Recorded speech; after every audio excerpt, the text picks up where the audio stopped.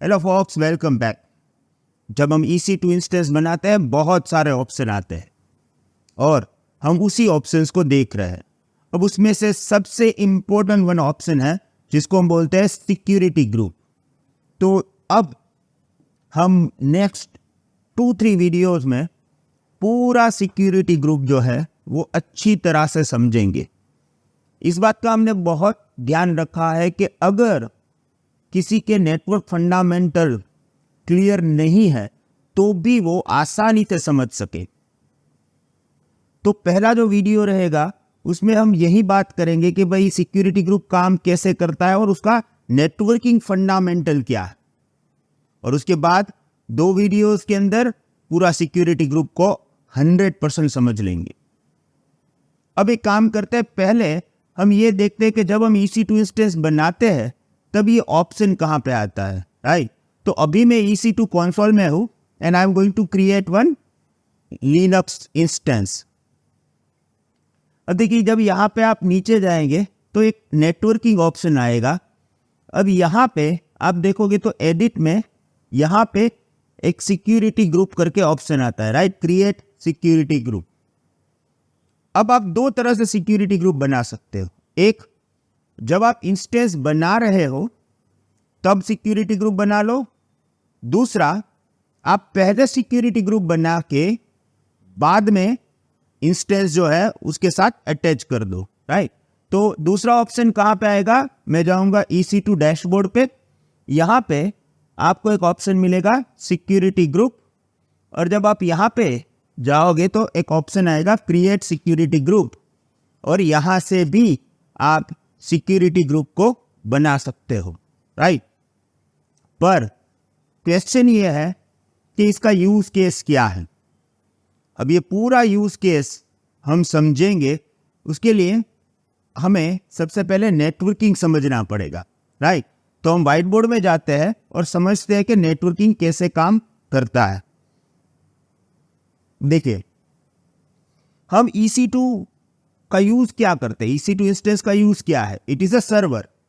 अब सर्वर जो है वो कई सारे होते हैं, जैसे कि मेरे पास हो सकता है web server, email server, file server, DB server, DNS server. आपको जो बनाना है वो आप अपने हिसाब से बना लो। कई बार ये भी होता है कि मल्टीपल सर्वर एक ही में डाला हुआ है। जैसे आप ये भी कर सकते हो कि ये मेरा वेब सर्वर भी है और ये मेरा फाइल सर्वर भी है, पर एंटरप्राइज में ये पॉसिबिलिटीज काफी कम है। तो पहला चीज ये है कि आपके पास अलग अलग टाइप के सर्वर हैं जो अलग अलग सर्विसेज हैं वो प्रोवाइड करते हैं, राइट। अब क्लाइंट जो है उस सर्वर पे रिक्वेस्ट करता है, ओके। अब वो जब रिक्वेस्ट करता है तब वो कौन सा प्रोटोकॉल यूज करता है, तो हमारे पास यहाँ पे एक ही आंसर है, TCP/IP, राइट। क्योंकि TCP/IP is a protocol of internet, और पूरा इंटरनेट जो है वो मेनली TCP/IP पे ही काम करता है। अब जब हम TCP/IP की बात करें तो इसमें TCP क्या है, एक्चुअली यहाँ पे 3 चीज होती है। भले ही हम मेंशन TCP करते हैं पर यहाँ पे 3 चीज होती है। एक होता है TCP, दूसरा होता है UDP, और तीसरा होता है जिसको बोलते हैं ICMP, internet control message protocol. अब ये 3 जो प्रोटोकॉल है ये कैरियर प्रोटोकॉल है। क्या है? Career protocol. कैरियर प्रोटोकॉल का मतलब क्या है, इंटरनेट में जितने टाइप के ट्रैफिक है, राइट, वो सभी ट्रैफिक को ये कैरी करते हैं। We can say that like it is a taxi, okay. उस टैक्सी में सभी टाइप के ट्रैफिक जो है वो उसका यूज करके ट्रैवल करता है from one computer to another. अब कौन कौन से ट्रैफिक होते हैं, अगेन वो डिपेंड होता है आपके सर्वर के ऊपर। सो फॉर एग्जांपल, सपोज आपके पास वेब सर्वर है तो आपका ट्रैफिक होता है HTTP या HTTPS। अगर आपके पास ईमेल है तो ईमेल के लिए ट्रैफिक होता है SMTP और POP3। अगर आप फाइल सर्वर बनाते हो तो उसके पास ट्रैफिक आता है NMS और SMB। अगर आप डेटाबेस सर्वर बनाते हो तो MySQL और Oracle type. DNS, right, name server तो DNS।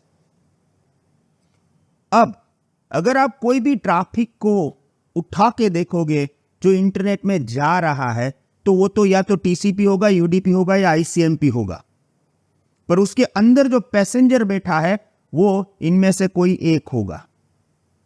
तो एक टीसीपी पैकेट जा रहा है, आप उसको उठाओगे तो शायद वो एचटीटीपी ट्रैफिक कैरी करके जा रहा है। अब एक्चुअली सभी टाइप के ट्रैफिक को हम नाम से पहचानते हैं। Technically computer can understand using this numbers, right. और ये नंबर जो है उसको हम बोलते हैं पोर्ट नंबर। ओके, इसको हम बोलते हैं पोर्ट नंबर। अब यहां पे ये क्वेश्चन आपको आएगा कि ये पोर्ट नंबर की बात आप अभी क्यों कर रहे हो? क्योंकि हमारा जो सिक्योरिटी ग्रुप है वो जो भी ट्रैफिक ब्लॉक करता है और जो कम्युनिकेशन फिल्टर करता है वो टीसीपी यूडीपी पोर्ट नंबर के ऊपर करता है। Mainly 3, TCP, UDP and ICMP. अब यहां पे थोड़ा पोर्ट नंबर के बारे में जान लेते हैं, उसके बाद आगे देखते हैं।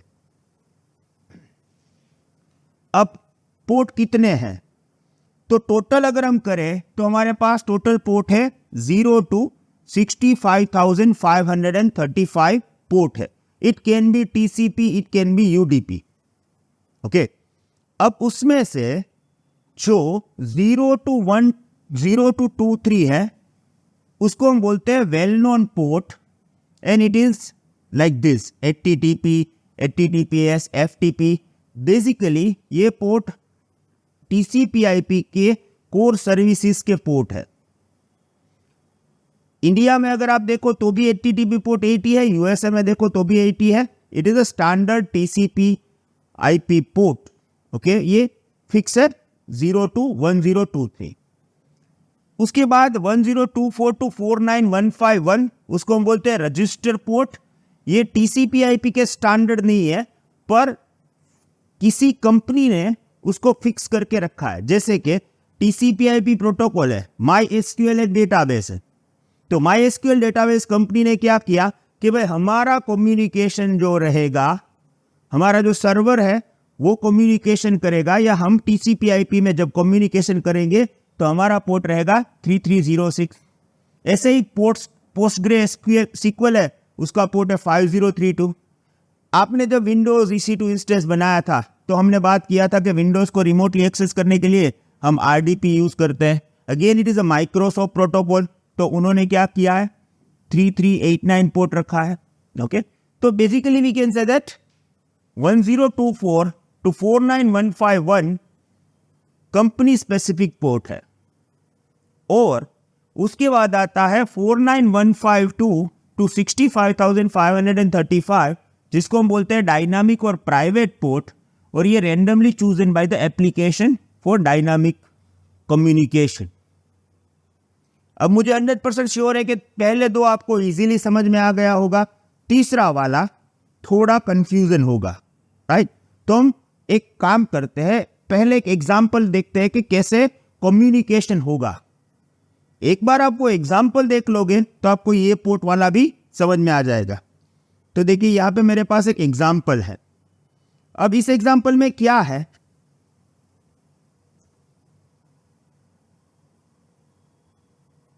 देखिए एक सर्वर है, राइट। अब ये वेब सर्वर है।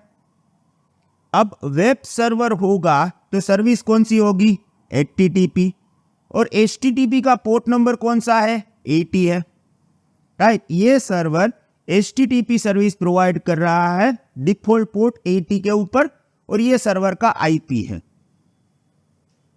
यहां पे एक क्लाइंट कंप्यूटर है।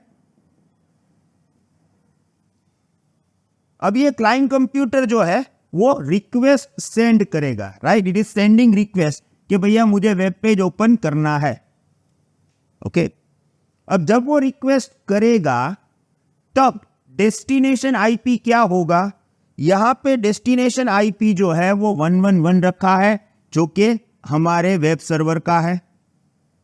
यहां पे डेस्टिनेशन में पोर्ट नंबर जो हमने रखा है, राइट, वो 80 रखा है, जो HTTP रिक्वेस्ट बोलता है कि मुझे इस IP से पोर्ट नंबर 80 रिक्वेस्ट चाहिए।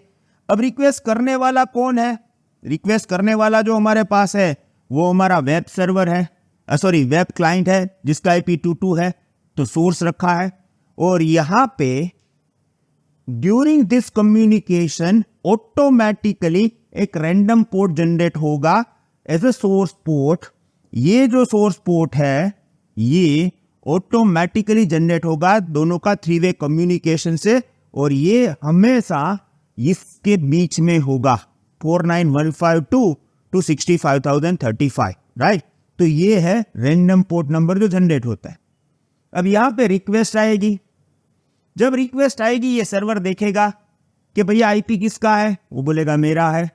पोर्ट कौन से रिक्वेस्ट कर रहे हो? Port number 80। ये सर्वर बोलेगा ठीक है, मैं ये सर्विस प्रोवाइड करता हूं क्योंकि मैं वेब सर्वर हूं।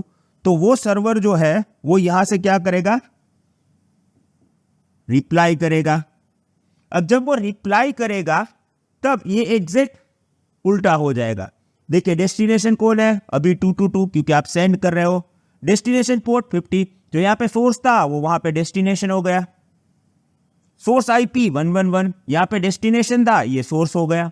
और port number source port 80, again destination 80 और यह। So this is how two computers communicate with each other. अब ये था बेसिक्स, राइट। और कभी भी आप कोई भी सर्विसेज यूज करो, बदलता है सिर्फ पोर्ट नंबर। जैसे अगर आप इसी केस में SMTP करोगे तो SMTP का पोर्ट नंबर क्या है? 25। कैसे पता चलेगा? पोर्ट याद रखने की जरूरत नहीं है, गूगल में जाओ, सिर्फ लिखो well known port number, you will get the list, right. अब अगर मेरा सर्वर पोर्ट नंबर 80 पे रिक्वेस्ट एक्सेप्ट करता है, ये वेब सर्वर है, ये पोर्ट नंबर 80 पे ही रिक्वेस्ट का आंसर करेगा, रिप्लाई करेगा। अगर उसको मैं एक SMTP रिप्लाई भेजता हूं यहां से बैठ के, ये काम की चीज है? बताओ। मैं ये सर्विस ही प्रोवाइड नहीं कर रहा हूं, मेरा server HTTP request service provide कर रहा है। आप उसको SMTP भेजोगे तो ये काम करेगा? नहीं करेगा। पर उससे दो प्रॉब्लम हो जाएगा।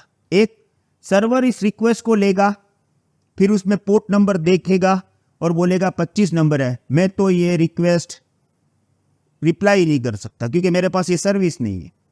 तो उसमें क्या होगा? बहुत सारी रिक्वेस्ट अगर सर्वर पे आ जाएगी तो सर्वर को प्रोसेस करनी पड़ेगी और एट द एंड ना तो बोलना ही है। तो ये एक प्रॉब्लम हो जाएगा कि सर्वर को सभी रिक्वेस्ट को प्रोसेस करना पड़ेगा और बाद में ना बोलना है। दूसरा, अगर कोई गलती से आपका पोर्ट ओपन हो गया है या रह गया है तो हैकर्स उसका मिसयूज करके आपके वेब सर्वर को भी एक्सेस कर पाएंगे। तो मुझे क्या करना है?